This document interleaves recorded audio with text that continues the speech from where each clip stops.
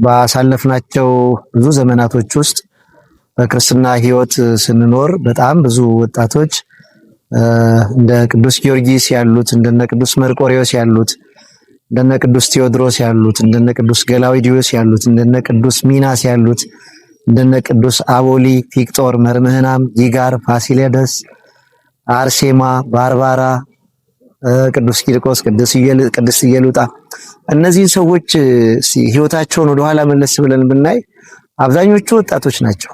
እንዲያውም ወጣትነታቸው በጣም የሚደንቀው ወደ ማዕከላዊ እድሜ እንኳን የደረሱ አይደሉም። ከ27 በላይ ወደዚህ አካባቢ በጣም አስራ ቤቶች ውስጥ ያሉ 20 21 15 19 እንደዚህ አይነት እድሜ ውስጥ ያሉ ወጣቶች ናቸውና በዚያ ዘመን ራሳቸውን ለክርስቶስ የሰጡ ወጣቶች ማየት ምንኛ ያስደንቃል። በጣም የሚገርመው እነዚህ ከላይ የጠቀስናቸው ወጣት ሰማዕታት በአብላጫው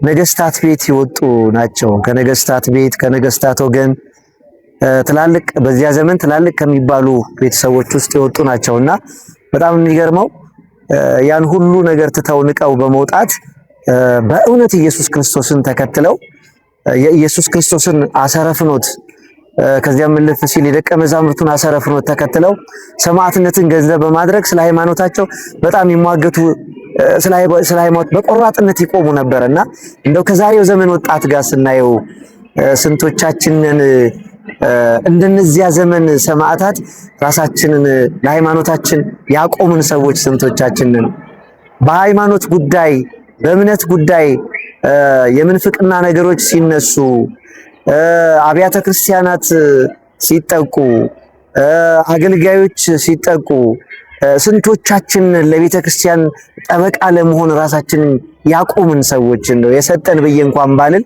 ያቆምን ሰዎች ስንቶች ነን በእውነት ለመናገርና አንዳንዴ ስለ ሰማዕታት መናገር ብቻ ሳይሆን ስለ ሰማዕታት መመስከር ብቻ ሳይሆን ሰማዕታት ያለፉበትን ሕይወት ማሰብ ማስተዋል ያስፈልጋል። ብዙዎች በዚያ ዘመን የነበሩ ሰማዕታቶች እጅግ በጣም ቆራጦች ናቸው። በሃይማኖታቸው ጉዳይ አይደራደሩም፣ አይሟገቱም፣ አይፈሩም። አሁን ያለነው ወጣቶች ግን ስንቶች ነን? እንዲህ ስላችሁ አሁን ያለንበትን አፍላ እድሜያችንን ላልተገባ ነገር አሳልፈን እንስጥ ማለቴ ሳይሆን ወጣትነትን በተገቢ መልኩ ለቤተ ክርስቲያን እንዴት አይነት መልኩ ነው እየተገለገልን ያለነው የሚለውን ነገር እንድናስብ እንድናስተውል ስለምፈልግ ነው። እንደው ውሏችን እንኳን የት ነው? አሁን እስቲ ገና በልጅነት በለጋ እድሜያቸው የሚውሉበትን ቦታ መርጠዋል። በዚያ የነበሩ ሰማዕታት የሚውሉበትን ቦታ መርጠዋል። እግዚአብሔር የሚመሰገንበትን፣ እግዚአብሔር የሚከብርበትን፣ እግዚአብሔር የሚመለክበትን ንጹሕና ቅዱስ የሆነውን ቦታ ይመርጡታል፣ ይወዱታል። ሕይወታቸው ከዚያ ጋር የታሳሰረ የተያያዘ እንዲሆንም እጅግ በጣም ይደክማሉ፣ ይተጋሉና የኛስ የዛሬው ዘመን ወጣቶች እንዴት ነው ሁኔታችን? እነሱ በዚያ ዘመን የተማሩትን ወደ ተግባር ቀይረውታል። ዛሬ ከጆሮአችን መስባት ያለፈ ወደ ቁም ነገር የተቀየረ ሕይወት የያዝን ስንቶች ነን? መምህራን እንዳሸን ፈልተዋል።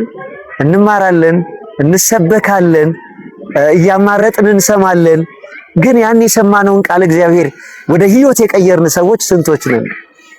እና ለዚህ ነው የዚህ ዘመን ወጣትና የዚያ ዘመን ሰማዕትነት ምንድነው ልዩነቱ የሚለውን ነገር በውስጡ መፈተሽ ማየት እንድንችል ስለምፈልግ ነው። ወገኖቼ ክርስቲያኖች ይሄንን ርዕስ የመረጥኩበት ምክንያቱ በዚህ ጉዳይ ላይ እንድንነጋገር ነው የምፈልገው።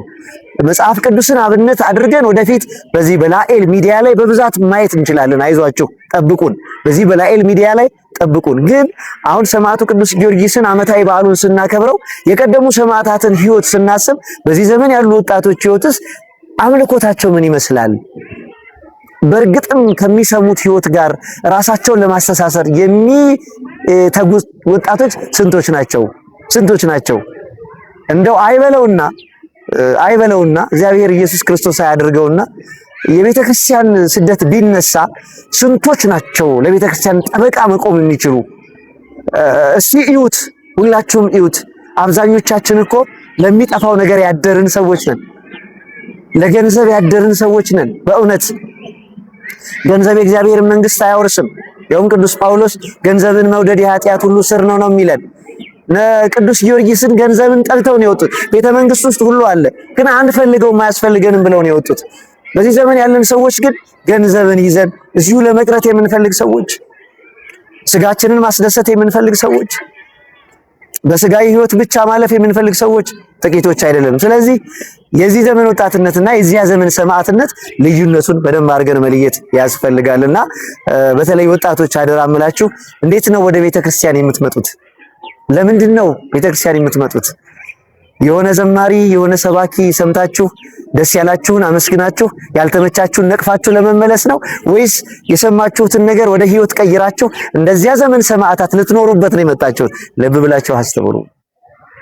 ልብ ብላችሁ አስተውሉ። በዚህ ጊዮርጊስን ስናስብ በዚህ ዘመን ያለን ወጣቶችስ በዚያ ዘመን ካሉት ወጣቶች ለምን አነስን? ጊዮርጊስ እኮ ገና የ27 ዓመት ወጣት ነው። ገና የ27 ወጣት ዓመት ሰማዕትነቱን ሲፈጽም ሰማዕትነቱን ሲያጠናቅቅ ገና የ27 ዓመት ወጣት ነው። በ7 ዓመት ጽኑ ተጋድሎስ ለክብር በቅቷል። አያችሁ፣ ከ20 ዓመት አንስቶ እስከ 27 ዓመት የዚህን ዓለም ምናምን አልፈለገም። ራሱን ለክርስቶስ መስቀል አሳልፎ የሰጠ ሰው ነው።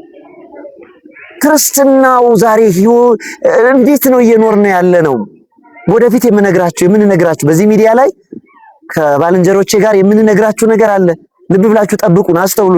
ላኤል ሚዲያን ተከታተሉት፣ ሼር አድርጉት፣ ላይክ አድርጉት። ከልቤ ካንጀቴ የምነግራችሁ በጣም ብዙ የምንነግራችሁ ነገር አለ። ጠብቁን።